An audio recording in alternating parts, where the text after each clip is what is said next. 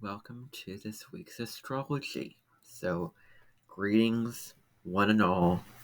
I'm Everett Curdy. Welcome to my YouTube channel.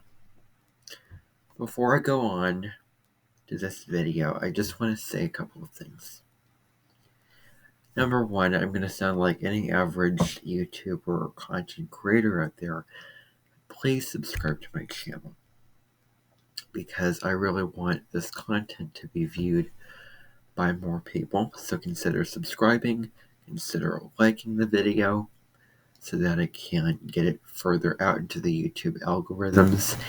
And also, maybe you could share it with your friends or people who would find meaning in this information. And you can leave a comment of how you're responding to the astrological energies and your thoughts on what I'm saying. And what does all this mean, all this information mean, which I'm about to give. What does it mean in your own personal natal birth chart? So I'd really like to hear that down below in the comments section. But so those are my things. The other big announcement is that I am working through a Saturn through the Signs series right now, and I already have an introduction video on the planet Saturn in astrology, and also I have a video on Saturn in Aries. And then on Sunday, September 24th, I am going to not only be publishing a video on Saturn in the sign of Taurus, but I'm also going to go live on that day, or I believe it's that day. I'm going to go live where I'm going to talk about the meaning of the autumn-fall equinox in spirituality. I may pull a couple oracle cards or two, and I may also do a meditation for that live stream. So it's an equinox celebration. Please consider joining me for that. All those links will be below, including the link to the live stream. Which reminds me of something that I may end up doing in this video, which is to pull a card for the week, for this week, live. So this is unplanned. I didn't do this prior to this video. It's just spontaneous. So if I remember at the end, I will do it. But so anyway, what do we have going on this week? Well, on September 24th, we have a sextile from Venus to Mars. Now, it isn't exact on this day, but it's close enough. Venus and Mars are close enough in their orbit and their influence to one another. Now, Venus is what we love and what we find valuable and beautiful, what we take pleasure in our life. And Venus is also the relationship planet, the feminine energy of, how do we show up for ourselves in our relationships? And what is the reason why I am entering into a relationship with this person? What am I going to get out of it? Is this person the right fit for me, compatible with me? Are we going to flow and get along?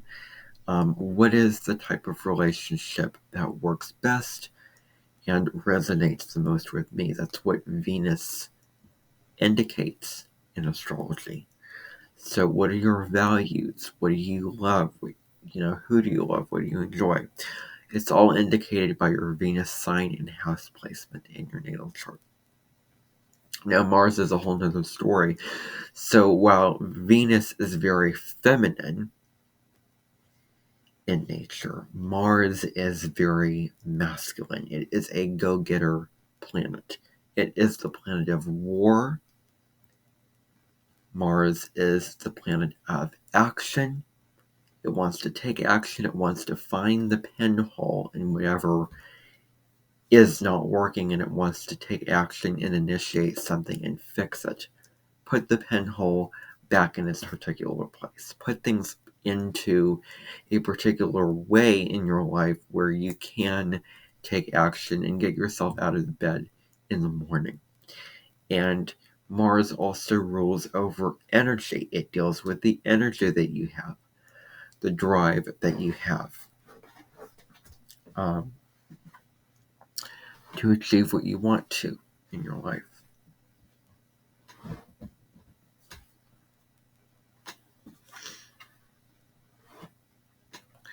So, so Mars is masculine. That's, what that energy comes down to. Mars rules Aries, Venus rules Libra, and Taurus. And so Mars is, really how you live from a life of power and how you, assert yourself, basically. Now, these two planets are in a sextile, which is an aspect of a window of opportunity.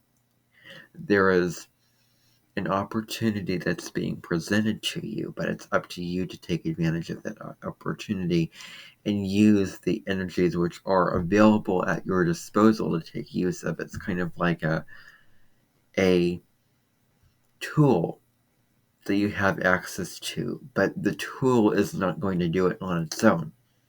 You have to get up and pick up that tool and make use of it. That's the sextile. So it is benefic in the way of providing you the resources, but ultimately you are the ones who carry out the deed. You are the ones to take the action. And it relies on a little bit of a push, where you need to, actively use the energy. And so when it comes to sextile, when two planets sextile each other, they are two signs apart from one another. So Mars is in Libra, Venus is in Leo. Fire and air. So we have,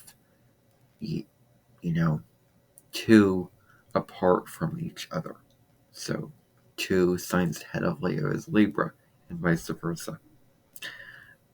So when planet is sextile, it falls under the categories of fire and air, the masculine elements, and then earth and water, the more feminine elements.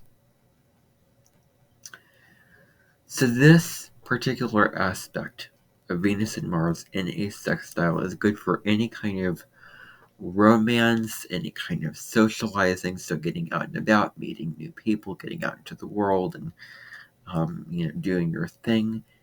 It creates some more open and curious energy to meet new people and have conversations. And with Mars, it is how you initiate. So initiating, you are going out into the world and you are initiating and striking up conversations with people. You're initiating relationships. You're initiating what is going to be done that is in alignment with your values. You're initiating anything that falls under the Venus categories: values, pleasure, money, relationship, all those kind of things like that. So there's the willingness here to make the first move, the willingness to step up to the plate and, initiate something like that. So that is very much Mars energy. And so the other thing is that Mars is the quest. Mars is the hunt. Mars is where you seek to go to find some meaning in your life when it comes to feeling that sensual feeling of being in a body and feeling the primal feeling of being alive in the physical body. And so Venus is the relationship planet. And so what this combination provides is a good opportunity to have an adventure with a partner. It's a great, it's a Sunday, it's a weekend day, it's to travel. It would be great for travel. It would be wonderful for having a picnic or just going on a new adventure or just spicing something up in your relationship, doing something where the two of you can really feel alive that you're not sitting in the humdrum, stagnant way that things have always been, but you are doing something fun and exhilarating and enjoyable that the both of you can enjoy, like whether it be going hiking or whether it be playing a board game or watching a movie, whatever it is, something that the two people can do together, the two individuals in the relationship can do together that is fun and worthwhile and enjoyable. And so, the other thing is that Mars is a chaser planet. Mars wants to chase after something, go after something with gusto, go after something with determination and persistence and drive and enthusiasm. So it's a great transit to chase down your creative visions.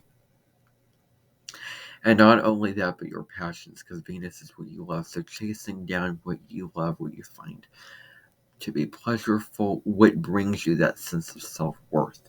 Chase it down, go after it, and bring it into your life, is what I'm going to say. And you can take that and do whatever you want with it.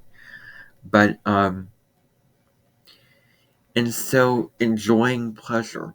This is a very sensual combination, so your appetite for anything sensual or anything sensory-oriented or anything that gives you pleasure and joy is going to be available for you. So this could be sex, it could be, eating, whatever it is. And it is enjoyed in a way that is daring and determined and self-focused. And, I mean, if it was a square, then it maybe would be more on the selfish end of things, but because it's a sex style, you can enjoy all the pleasures of the sensual world in a very determined, courageous, passionate way. And this aspect is also great for smoothing over the edges or the rough edges in a relationship. So let's say that the two partners were having sort of one partner has a beef with another partner. And so it's a great aspect for forgiveness, for just being open and receptive to what the other has to say, to hearing the other's point of view, valuing the other person's perspective, honoring their vantage point, and having diplomatic, harmonious, and kind conversations with those people that we may have a difficult time with, if there's any hurt or wound or upset or, kerfuffle that went on, or, a wedge that was driven in the relationship, or any kind of relationship difficulty, where the two had a falling out, the two people had a falling out, or there was just a schism and a dislike for one person and the other. This aspect can be great for forgiveness and making amends, drawing the olive branch, making peace within the two people. But then Mars energy is who you are as an individual, and we have to come from a place of autonomy. We have to come from our hearts. We have to come from our authenticity to make that, make the amends and, speak our truth and understand where the other is coming from. So asserting yourself and your truth and how you feel on your side of things is also important.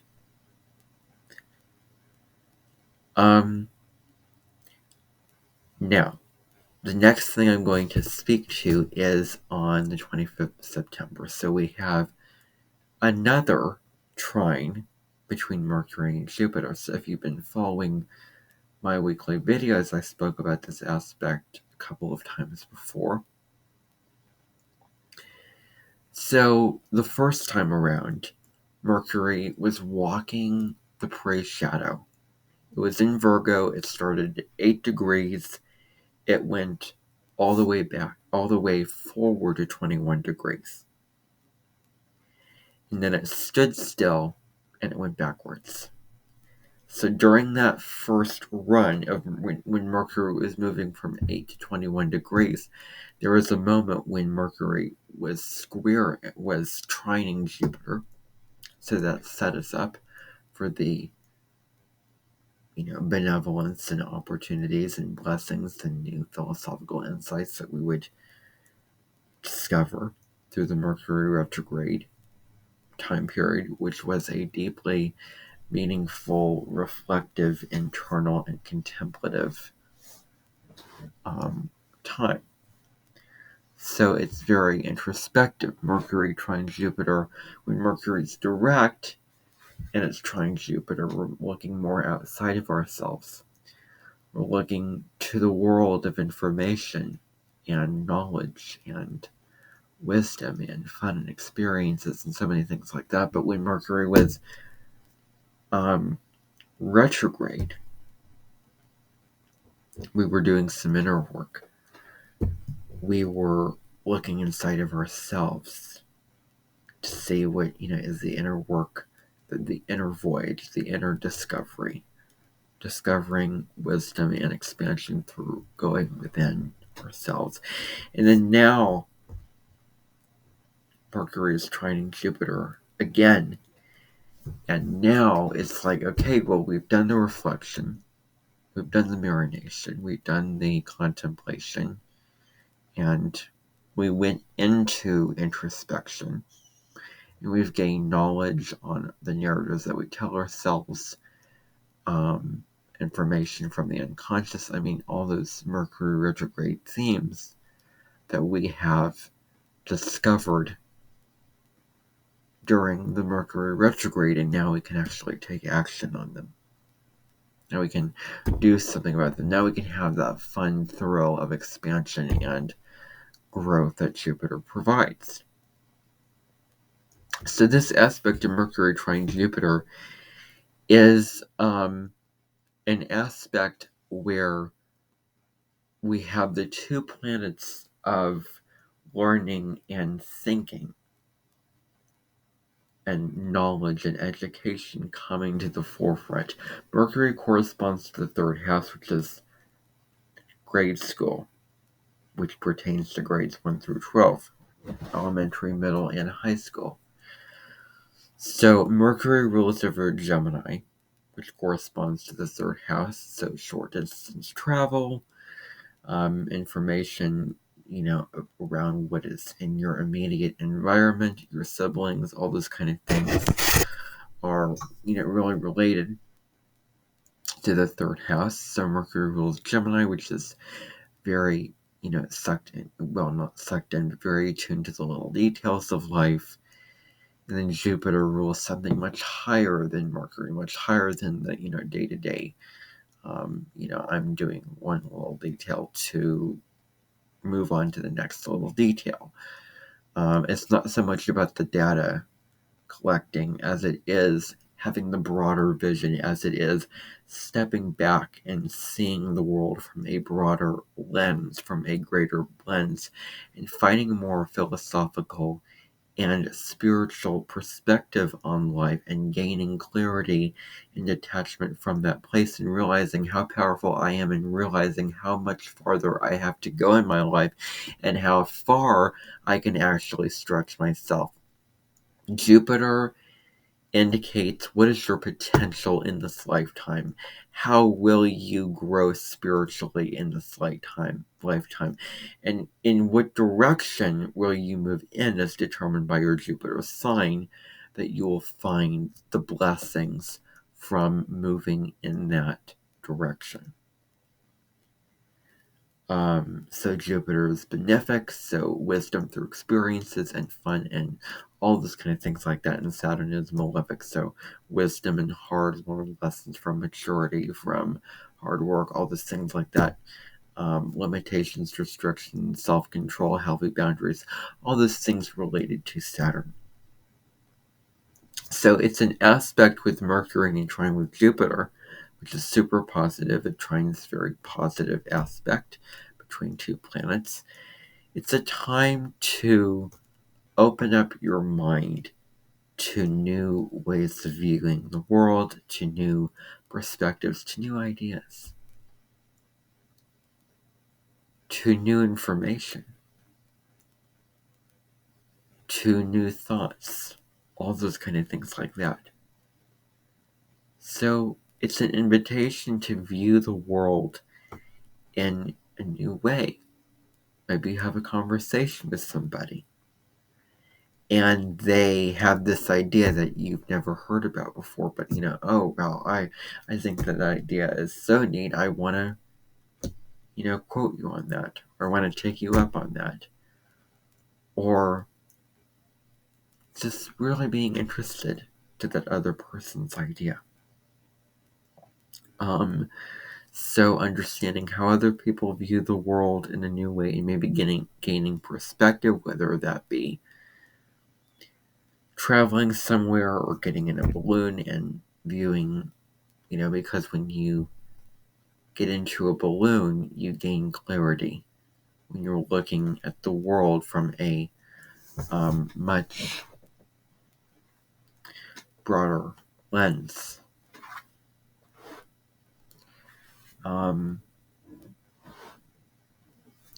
So when you're in a balloon, you're seeing what lies down on the ground, basically. So it's also great for learning new things, taking in new information, having in new perspectives. So learning, any kind of learning, especially if it's learning about philosophical and spiritual topics, such as astrology and other things like that.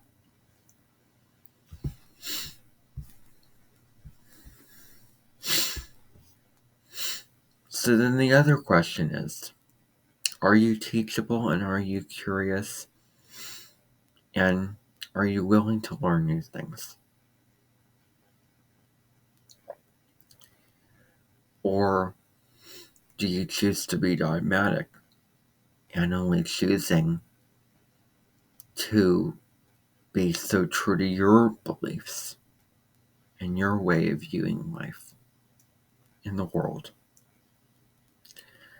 So, are you coachable? Can you be taught new things, or not taught, but just given new information? So Mercury and Jupiter brings out the highest level of both of these two planets, and both of these two planets at a high frequency are about learning, are about growing in terms of the mind. Mercury is the smaller day-to-day mind. Jupiter is the bigger, larger mind.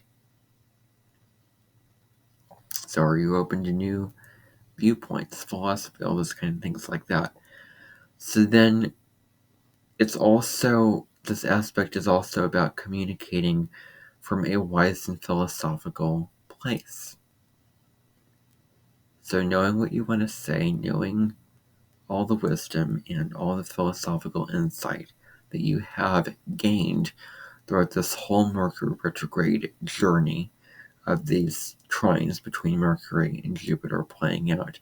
Now you can communicate all that. Now you can take action on all of that imperfection, all of that information, and all of those new spiritual insights that you have gained throughout this whole Mercury retrograde journey. On September 26th and 27th, the moon is going to be in its dreamy sign of Pisces. So the moon rules over our emotions, it rules over our instincts, our intuition, our innermost nature.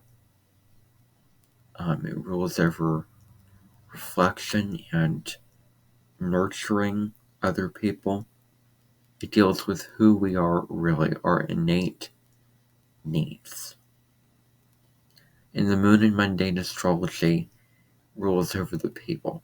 So the people and our needs on an emotional level. That's what the moon rules. And so when the moon's in Pisces for these couple of days, it's a couple of days to be vulnerable, to feel all the feels, to really allow ourselves to feel all the emotions that come up. And, to sit with them, to really be present with them, to feel them and allow them a voice at the table.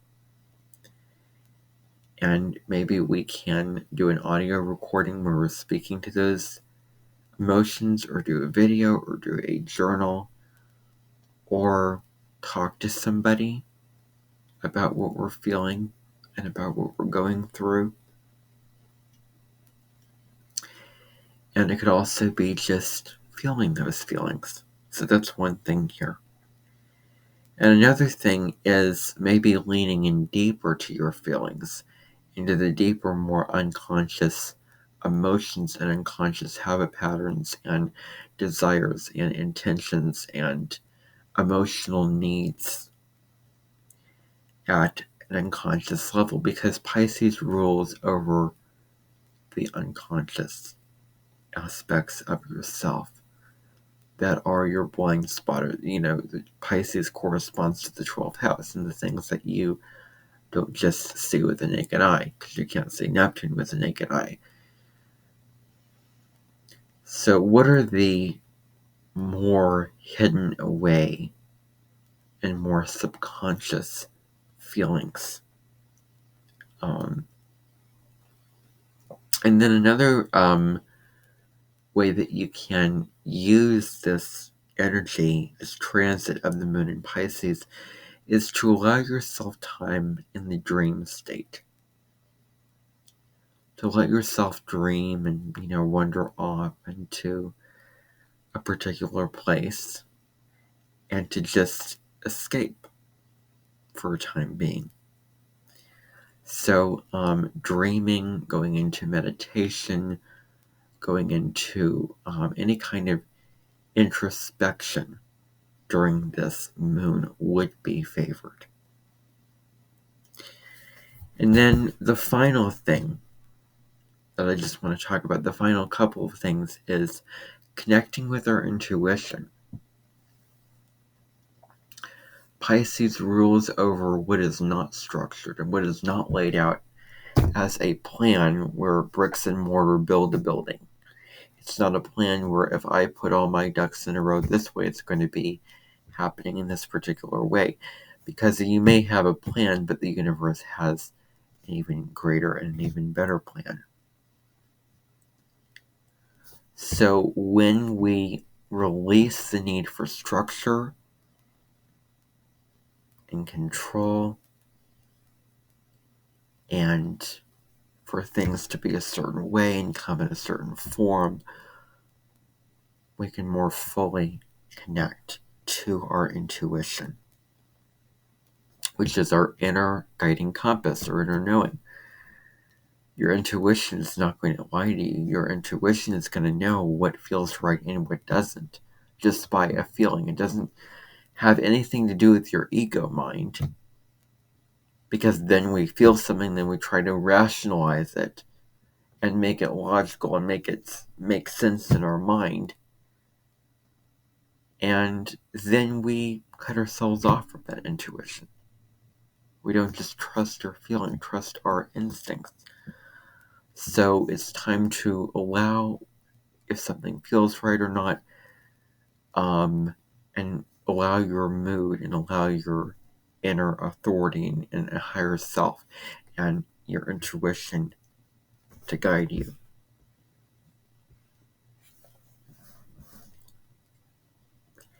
And another thing with this moon is about leaning into compassion. So leaning into that unconditional love that is so very reminiscent to Pisces. When we can just sit down with whatever is going on, whatever plan we have, whatever thing that we feel that we need to do, check off our list or whatever. We can sit and shut our eyes for a moment and then take a deep breath in and out. Exhale, inhale. Inhale, exhale. And we can be in our power. We can be replenished. And we can be present and grounded and centered and in a state of peace and love for others, and in a state of deep compassion and understanding from a heart and soul place. And the other thing you can, do to take advantage of this moon in Pisces, if you so want to, is activities involving water. So this can be taking a shower. This can be going to a sauna, going to a swimming pool, in a hotel room, or wherever. Getting a massage, whatever it may be that brings you a state of calm and soothing sense of peace. Like setting up a bath with candles around you. So anything calming that involves water, drinking water, watering plants, whatever it is. And there's also, whenever the moon in Pisces comes around, there's a heightened sensitivity and empathy. We're more energetically attuned to what is around us. We're more empathetic to people's energies and people's vibrations and what people do and what people say. So it's very, very important that we put ourselves in an environment where we feel at peace. And where we feel nourished and taken care of.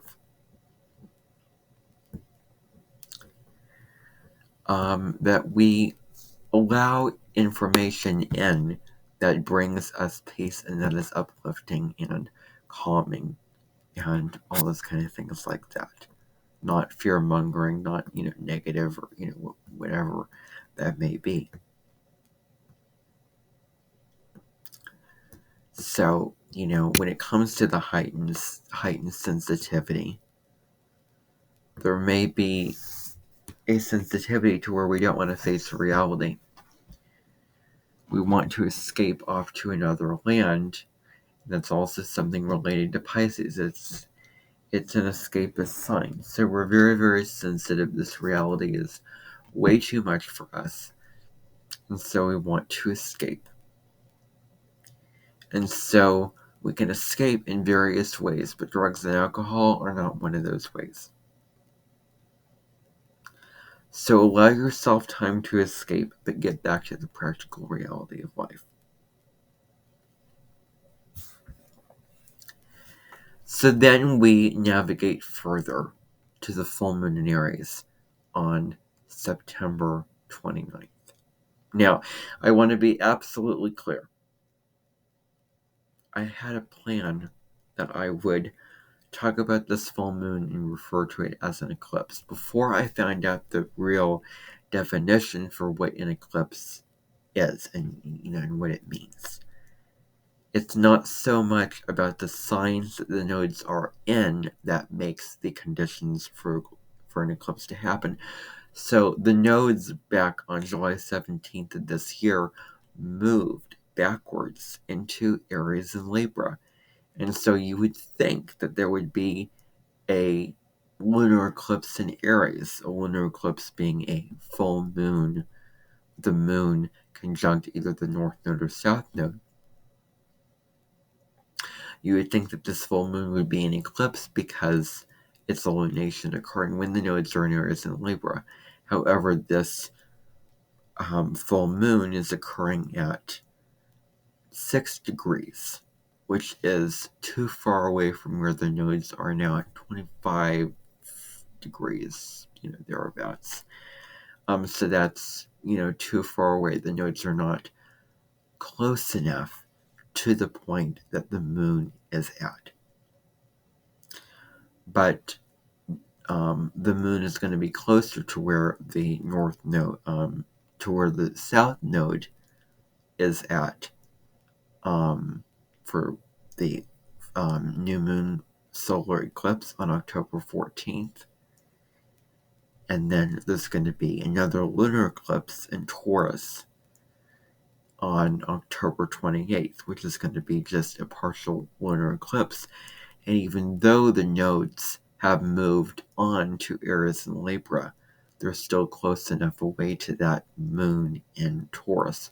The north node is still close enough away to that moon transit that's going to be going on that day. So it's not an eclipse. I would say the moon has to be about 15 degrees away from where the north node is in order to have an eclipse. And the sun has to be either opposing or conjuncting the moon also for it to be an eclipse. So you combine all those conditions and, now you have the criteria for an eclipse. Now, I want to make this abundantly clear. Again, this is just a full moon. Yeah. This full moon occurs at 5:01 a.m. Central Time and 6:01 a.m. Eastern Standard Time.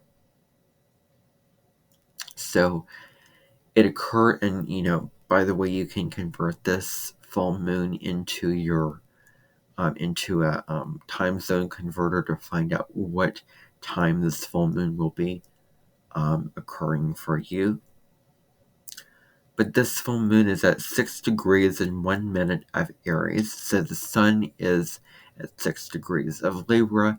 The moon is at 6 degrees of Aries. So the sun and moon are opposing each other. Now you want to look at your natal chart. If you have your sun, moon, Mercury, Venus, Mars, midheaven, or ascendant from 4 to 8 degrees of the cardinal signs, which include Aries, Libra, Cancer, and Capricorn, because this lunation is going to be far more powerful and far more spiritually meaningful if you have planets or points at and around, at those degrees. So 6 degrees and 2 behind, 2 forward, 2 on either side, basically. So full moons are when the sun opposes the moon. So the sun and the moon are always in opposite signs when there's a full moon. So there's a push-pull, there's a tug-of-war going, where the two luminaries are going in opposite directions. They're not seeing eye to eye. One wants to go this way and do this, while the other wants to go the other way. So when a person's born with the sun opposite moon, it can create some friction. It can create a ping pong match. In a internal conflict, like I want to express this, my ego wants this, but then no, my moon wants that. So it is, there is that conflict and that unrest and that obstacle there. So full moons are times where things come to a lot of endings. Full moons are like the climax, or you've hit the peak of the mountain and you can't really go further, only down. And it invites us to purge and emotionally release what no longer works in our life. Full moons are also very emotional times when we feel more strongly, intensely about things, and we need to let those emotions out, not hold those emotions in. And also during full moons, people do not get as much sleep during full moons because of the brightness and the energy of it. And there can also be more crime around full moons also. So this full moon is a particularly wild full moon. Because there's not really a whole lot of aspects that the moon is making to the outer planets. So this full moon is really running wild. So it's really important around this time to go slow, to just slow everything down. Take it one step at a time. One step at a time. Go slowly. Look before you leap. Think about what you're going to say and what you're going to do, and what is the consequence of your actions. What are the rewards or punishments that are going to come out of what I'm going to do? If I cross the road and a car is driving by, I might get hit by it. So we're not just acting on impulse and acting just because, we want to act, we want to rebel, or do whatever. We're not acting just because we feel the energy inside of us it's not going to work out too well later on. Well, it's just that. And when we can take a little bit of a breath and get grounded and consider when this action, the effect that this action is going to have on other people and on ourselves on a physical, emotional, and spiritual level. So before jumping in, before ending something, before acting on impulse, initiating something, going after something, we need to think about it and reflect on it and contemplate it. And so the energy around a full moon is energy that is very, very chaotic, and it's an unbalanced energy, where it's harder to get grounded, or it's harder to slow down and be present and be here and now. Where the energy is kind of wild, and we feel restless, scattered, very, very emotionally driven. So that is something to keep in mind, and do the things that you do for yourself to keep grounded. And so it's important to have patience and slack with people, to give others and yourself grace at this time, to be patient, to give people the benefit of the doubt, to cut people some slack during this time. Because we're all doing the best that we can do, and we're all trying to be the best that we can be. So if we can be kind and understanding and loving and compassionate and accepting of other people and what they're saying, what they're doing, we can really get far with the energy of an Aries full moon. And any emotions anywhere where we have been limited because the moon and the North Node are in Aries, if we've been limited when it comes to expressing our authentic self, if we feel like we can't initiate the goals that we want to achieve in the world and, the life that we want, or expressing our anger and our truth, then those things may really come to the forefront. If there's any unhealthy patterns in relationships, people pleasing, being a yes person, giving lip service, codependency, enmeshment. If we are in this relationship because we are dependent on someone else to provide us with certain things, then that will be perhaps revealed to the surface, a little or a lot. If we have compromised what we want and need for the other person, where we lost our sense of self. then that's what this full moon is going to reveal. And it's all dance. It's all a balance between me and my goals and what do I want for this relationship and what do I want my life to be versus we. The balance, the harmony, that we're not here to do this alone. We're here to do this with other people. We're here to live in a divine union with other people. We're here to be in relationship. And so Libra is the we, that we balance each other out, that we work together with each other, that we are there for each other. We're all in this together. We support and raise each other up, especially in difficult times. We help each other, and everyone should get included. And life should be fair, and everyone should be very peaceful and accepting of everyone else. So that is the balance between me versus we.